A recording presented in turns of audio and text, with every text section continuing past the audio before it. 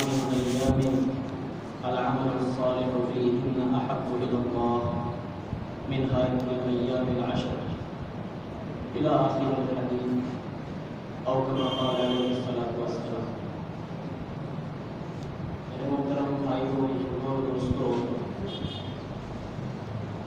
اللہ جل شانہ قرآن مجید میں جب کسی چیز کی قسم کھاتے ہیں تو اس چیز کی اہمیت اور عظمت میں بہت اضافہ ہو جاتا ہے۔ اللہ تعالیٰ نے مختلف جگہوں میں مختلف چیزوں کی قسمیں کھائی ہیں، ان میں سے ایک قسم اللہ نے اس طرح کھائی ہے وَالْفَجْرِ وَلَيَالٍ عَشْرٍ، کہ یہ جو ذی الحجہ جس میں ہم ابھی داخل ہوئے ہیں،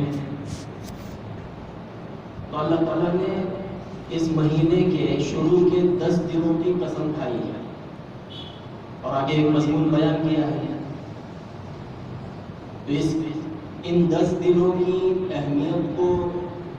سمجھنے کے لیے یہی بات کافی ہے کہ اللہ تعالیٰ نے ان ایام کی قسم کھائی ہے۔ وَلَيَالٍ عَشْرٍ سے مراد یہ ذی الحجہ کی شروع کے 10 دن ہیں، اور ہمارے نبی علیہ الصلوۃ والسلام نے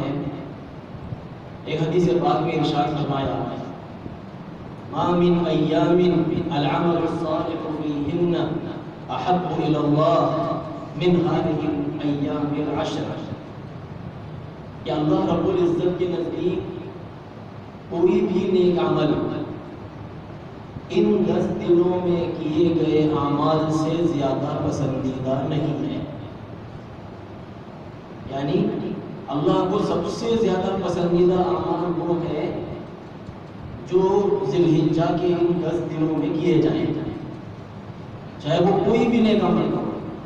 نماز ہو، روزہ ہو، ذکر ہو، صدقہ خیرات ہو، تلاوت ہو، جتنی بھی نیکی کی شکلیں ہیں، اللہ تعالیٰ کو سب سے زیادہ پسند وہ اعمال ہیں جو ان 10 دنوں میں کیے جائیں۔ تو حضرات صحابہ نے پوچھا فقالوا وَلَا الْجِهَادُ يَا رسول اللہ، اے اللہ کے نبی، کیا جہاد بھی اس سے بڑھ کر نہیں ہے؟ تو اللہ کے نبی علیہ السلام نے ارشاد فرمایا وَلَا الْجِهَادُ فِي سَبِيلِ اللَّهِ إِلَّا رَجُلٌ خَرَجَ بِنَفْسِهِ وَمَالِهِ وَلَمْ يَرْجِعْ من ذلك بشيء، ہاں جہاد بھی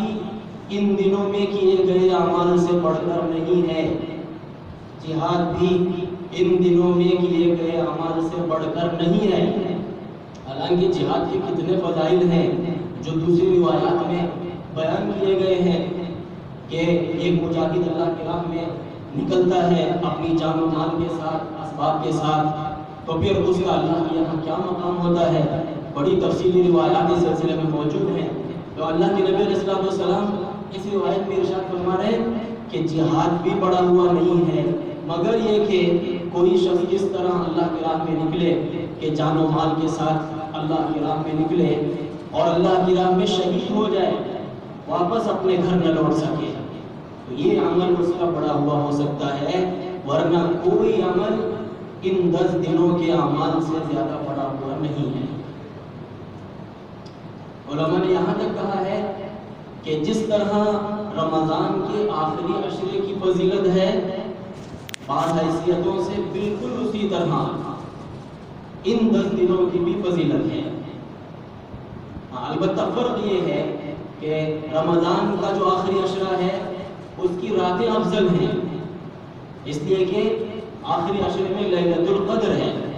لیلۃ القدر کی موجودگی کی وجہ سے راتوں کی افضلیت اور فضیلت مقام و مرتبہ بڑھ جاتا ہے، اور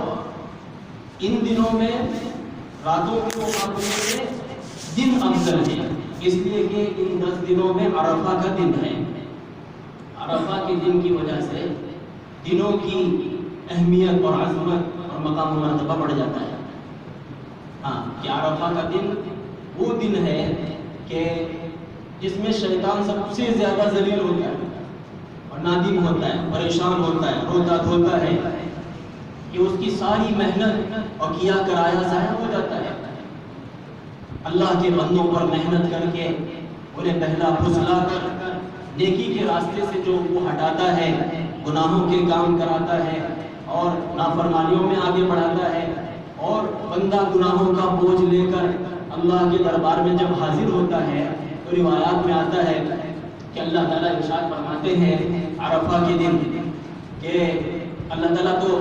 فرشتوں کے سامنے فخر فرماتے ہیں کہ دیکھو میرے بندے اپنے اپنے علاقوں سے، اپنے اپنے ملکوں سے نکل کر میرے در پر حاضر ہوئے ہیں، بڑا گندہ حال، بڑا گندہ حال، میری خاطر انہوں نے وطن کو چھوڑا، گھروں کو چھوڑا، گھر والوں کو چھوڑا، اور آج میرے در پر حاضر ہیں۔ تو ان کے گناہ اگر ریت کے ذرات کے برابر ہو یا سمندر کی چھال کے برابر ہو تب بھی میں ان کو معاف کر دوں گا، میں نے ان کی مغفرت کر دی۔ تو یہ جب اعلان شیطان سنتا ہے تو پھر وہ بہت پریشان ہو جاتا ہے۔ دوسری روایات میں آتا ہے کہ سب سے زیادہ جہنم کے قیدی عرفہ کے دن چھوڑے جاتے ہیں، سب سے زیادہ، اسی لیے وہ بہت پریشان ہو کر جو ہے چیختا چلاتا ہے کہ میری ساری محنت ضائع ہو گئی، میری ساری محنت ضائع ہو گئی کہ میں نے لوگوں کو جہنم کی راہ پر چلایا تھا، اللہ نے ان کے گناہ معاف کر دیے اور پھر جو ہے ان کی بخشش کا اعلان کیا۔ تو یہ وہ ایام ہے اور یہ عرفہ کا وہ دن ہے۔ تو ہمارے نبی علیہ السلام نے عرفہ کے دن ایک دفعہ جو ہے حضرت بلال رضی اللہ تعالیٰ عنہ سے ارشاد فرمایا کہ اے بلال لوگوں کو خاموش کراؤ۔ حضرت بلال رضی اللہ عنہ نے لوگوں کو خاموش کرایا، آپ نے کھڑے ہو کر پھر تقریر فرمائی اور کہا کہ اے لوگوں، ابھی کچھ دیر پہلے جبرائیل علیہ السلام میرے پاس آئے تھے اور انہوں نے اللہ کا سلام مجھ تک پہنچایا اور یہ ارشاد فرمایا کہ اللہ تعالیٰ نے یہاں جتنے لوگ موجود ہیں سب کی مغفرت کر دی اور سب کے گناہوں کو معاف کر دیا۔ حضرت عمر رضی اللہ عنہ نے پوچھا یا رسول اللہ کیا یہ بات صرف ہمارے لیے ہے؟ اھذا خاص لنا، کیا ہمارے لیے خاص ہے؟ تو اللہ کے نبی علیہ السلام نے ارشاد فرمایا کہ نہیں، قیامت تک جتنے اہل ایمان آئیں گے یہ فضیلت سب کے لیے ہے۔ کہ عرفہ کے دن جب حاضری ہوگی، اللہ کے دربار میں رونا دھونا ہوگا تو پھر اللہ تعالیٰ زندگی بھر کے سارے گناہ معاف کر دے گا، زندگی بھر کے سارے گناہ معاف کر دے گا۔ ہمارے نبی علیہ السلام نے خود عرفہ کے دن تقریباً 5 گھنٹے دعا فرمائی ہے، 5 گھنٹے مسلسل اٹھنی پر آپ سوار تھے اور جو ہے سخت گرمی اور دھوپ میں آپ نے جو ہے اپنی ذات کے لیے نہیں بلکہ امت کے لیے دعائیں کی ہیں اور اس دن کی اہمیت کو ظاہر فرمایا ہے کہ اللہ تعالیٰ اس دن کی کوئی دعا رد نہیں کرتا۔ تو ہم جن ایام سے گزر رہے ہیں انتہائی قیمتی ایام ہیں، ان دنوں کا ایک ایک منٹ، ایک ایک سیکنڈ، ایک ایک لمحہ انتہائی قیمتی ہے۔ تو ہم ان دنوں کو وصول کریں، یہ ضائع ہونے نہ پائیں، اعمال سے لبریز ہو کر اور اعمال سے آباد ہو کر یہ دن ہمارے گزر جائیں۔ اس کے لیے ہمیں سب سے پہلے تو نمازوں کا اہتمام کرنا ہے۔ الحمدللہ ہم نمازوں کی پابندی کرتے ہی ہیں، لیکن تکبیر اولیٰ کے ساتھ، اگلی پچھلی سنتوں کے ساتھ فرائض کا اہتمام ہو۔ اور جو ہے ان دنوں میں علماء نے یہاں تک لکھا ہے کہ شروع کے 9 دنوں کے روزے رکھنا بھی مستحب ہے، اللہ اس کی استطاعت دے تو بہت بہتر ہے، ورنہ عرفہ کا دن اس کا روزہ رکھنا تو اس کی تو بہت تاکید احادیث میں وارد ہوئی ہے، تو اس کا اہتمام تو کرنا ہی ہے۔ اور اس کے ساتھ صدقہ خیرات کا اہتمام ہوا، اللہ نے ہمیں مال دیا ہے تو ہم اپنی حیثیت کے مطابق اللہ کی راہ میں خرچ کرنے والے بن جائیں۔ اور ذکر اللہ کا اہتمام، ذکر کی کثرت، وَيَذْكُرُ اسْمَ اللَّهِ فِي أَيَّامٍ مَّعْدُودَاتٍ، ان دنوں کو کے ساتھ ذکر کو خاص مناسبت ہے، خاص مناسبت ہے، اور ذکر کے لیے کوئی قید نہیں ہے کہ آدمی اللہ کے گھر میں آ کر ہی ذکر کرے، وضو کی حالت میں ہی ذکر کرے، کوئی قید نہیں ہے، چلتے پھرتے اٹھتے بیٹھتے وضو کے ساتھ، بغیر وضو کے، مسجد میں، گھر میں، سفر میں، حضر میں، دکان میں، بیوی بچوں میں، آدمی جہاں کہیں ہے وہاں ذکر کر سکتا ہے۔ سبحان اللہ، الحمدللہ، لا الہ الا اللہ، اللہ اکبر، جو کچھ اللہ نے ہمیں سکھایا ہے ہماری زبان اللہ کے ذکر سے کر رہے ہیں، تو پھر ان ایام کی ہم فضیلت کو حاصل کرنے والے بن جائیں گے، کوئی لمحہ ہمارا ضائع نہ ہو۔ اللہ کے ذکر کے ساتھ زبان کو تر رکھیں۔ اس کے علاوہ ان ایام میں ایک خاص عمل وہ تکبیر پڑھنے کا عمل ہے۔ امام بخاری رحمۃ اللہ علیہ نے روایت میں نقل کی ہے کہ حضرات صحابہ کا تکبیر پڑھنے کا کتنا اہتمام تھا۔ حضرت ابو ہریرہ رضی اللہ تعالیٰ عنہ اور حضرت ابن عمر رضی اللہ عنہما وہ بازار جاتے تھے ان ایام میں، اور بازار میں تکبیر پڑھتے تھے۔ ان کی تکبیر سن کر لوگ بھی تکبیر پڑھنا شروع کرتے تھے۔ ان دنوں میں اللہ کی بڑائی کو خوب بولا جائے، اپنی زبان سے اللہ کی بڑائی کے کلمات خوب ادا کیے جائیں، تو انشاءاللہ ان دنوں کی فضیلت ہمیں حاصل ہوگی، اور ان دنوں میں کیے جانے والے جو اعمال ہیں وہ اللہ کے نزدیک جیسے میں نے بتایا کہ کتنے پسندیدہ ہیں اور ان کی کیا قیمت ہے،